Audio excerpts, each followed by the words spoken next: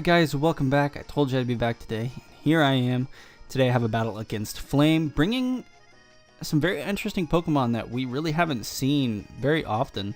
The main ones being Hydreigon, Venomoth, and you see Mega Absols, but they're not as common as they used to be. But the two biggest ones being Venomoth and Hydreigon, they're not very big in OU at all. Venomoth became pretty popular because of Roger's base. And Hydreigon kind of fell off the OU metagame, especially since it now has a quad weakness to fairy typing. But, you know, let's get into it. This is a pretty interesting battle. And I think you guys will enjoy this one quite a bit here. So I'm going to go ahead and lead off with my Tyranitar, as he's going to lead off with his Absol. Good prediction on his part, knowing that I would most likely lead off with this thing and wanting to get my rocks up on the first turn here.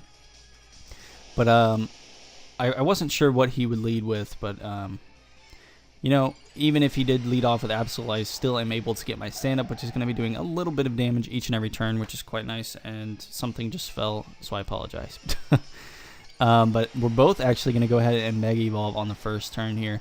Now this is not actually my my Adamant T-Tar. This is actually my Sassy one, and I threw a Mega Stone on it to try and, you know, maybe confuse some people, because most of you know my Mega T-Tar to be, you know, the one with Dragon Dance, Fire Punch, Crunch, and Stone Edge.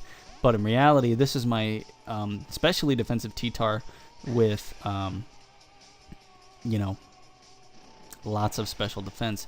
But I'm gonna hit him up with that Stone Edge. Mega T-Tar is so strong. I mean, I got a critical hit, but still so strong. It's going to trigger his weakness policy. If he did not have multi-scale, it definitely would have killed. I don't think crits ignore multi-scale, but I could be wrong. He's going to go ahead and go for Dragon Claw. It's going to be doing a decent amount here. I'm going to go ahead and take this opportunity to get my Stealth Rocks up, though, because the Sandstorm is going to kill him this turn. So, my rocks are up. You know, anything that is going to be switching in is going to be taking a little bit of damage, so that's definitely quite nice. He's going to go back out into his Absol now. I'm predicting that he might have the play rough here, and he actually does, but that's not a problem because I have an appropriate switch for this thing, I think. Or else, I mean, I obviously would, or I would not have just died like that, or if I didn't have anything I wanted to switch in. But I'm going to go ahead and go out into my Talonflame now. Oh, okay, I did have an appropriate switch. He's going to go for Sucker Punch. It is going to hit me, unfortunately, but the reason being I went for U-turn. I didn't go for Brave Bird. I wanted to try and kill this thing. Unfortunately, he was able to get the Sucker Punch off, but I'm able to kill him with a U-turn and return. So, it's not the best play. I definitely should have gone for the Brave Bird there, but I thought he might want to switch, so I thought U-turn would probably be the best option there. So the Sandstorm is now gone. He's going to go out into Venomoth, which is it's good for me because I'm able to at least get well, never mind. He hits me with the Sleep Powder. Skrelp. Anyways, it would have been a good situation for me because I would have been able to set my Toxic Spikes up, and then he would have had to have switched something in and then switch this thing back in to get rid of them. But he went ahead and put me to sleep. He is going to go for the Quiver Dance here. Unfortunately for him, I have one of the best counters to this thing right here, Talonflame. It is a good counter to just about anything, especially if you're Choice Banded, because you can deal some serious damage to just about any Pokemon. I mean, easily OHKOing that thing. Stab Brave Bird with a Choice Band is going to be wrecking quite a few things out on the field. And now he's going to go ahead and go out into his Hydreigon. Taking that Stealth Rock damage on entry there, I am definitely just going to go ahead and go for another Brave Bird. Considering, you know, there's no point in me switching out at this point because I am already almost dead. And that Brave Bird is going to take me out. And I also wanted to see what kind of move he was going to go for. And it turns out he's going to go ahead and go for the Dark Pulse. So I'm going to go out into my Keldeo here, which is an excellent counter, surprisingly, to this Hydreigon here. And I wasn't sure what he wanted to go for. I was quite unsure, so I went ahead and went for the Icy Wind in case he wanted to switch something else out. And then I could possibly hit his Victini and slow that thing down a bit. But aside from Bolt Strike, there isn't really too much. Well, I guess it could have Psychic. Never mind. I'm going to go ahead and go out into Trevenant, predicting the Bolt Strike and or the Psychic here. He does go for the Bolt Strike, which is going to be...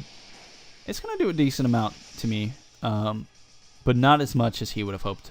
Now, if he would have went for V-Create or something like that, it obviously would have been doing a heck of a lot more.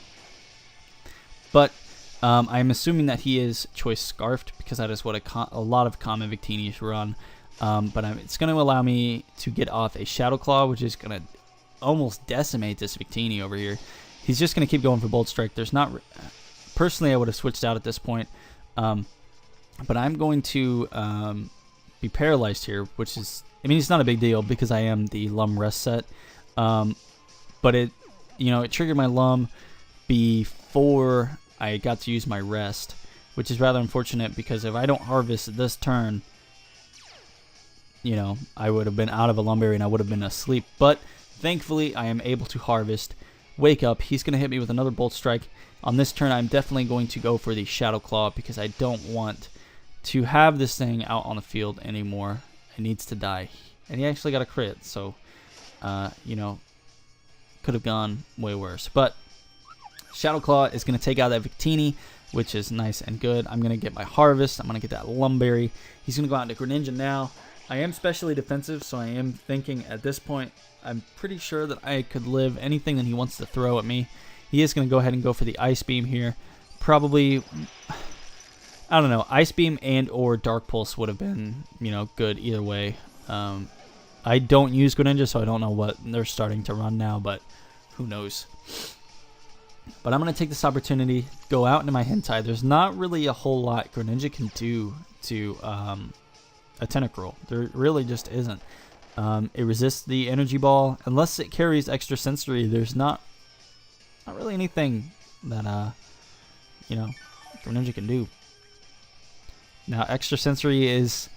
It's not as common as Dark Pulse, Ice Beam, Scald, and or Hydro Pump. Grass Knot. I don't know if I said that. But some do carry it, so you do have to be a little careful here.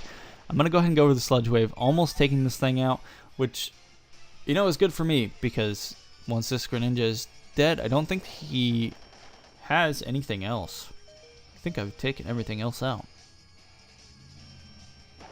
Wobop, wobop, wobop, wobop, wobop. Dead Greninja. One dead Greninja. And that's actually going to be the end of this battle. So, I hate that kid. He literally revs his truck by my house every day. I hate it so much. Anyways, I hope you guys enjoyed today's battle. Yeah, it was an interesting one, in my opinion.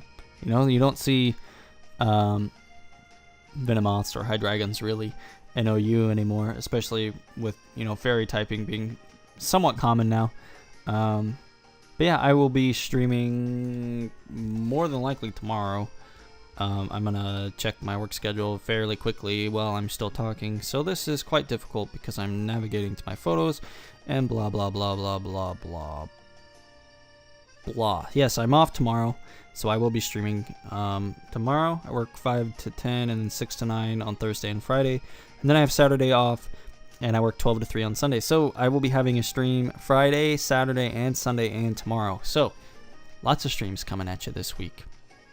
Anyways, I hope you guys have a good morning, good evening, good night, whatever time it is, wherever you are. And we'll see you tomorrow. Peace out.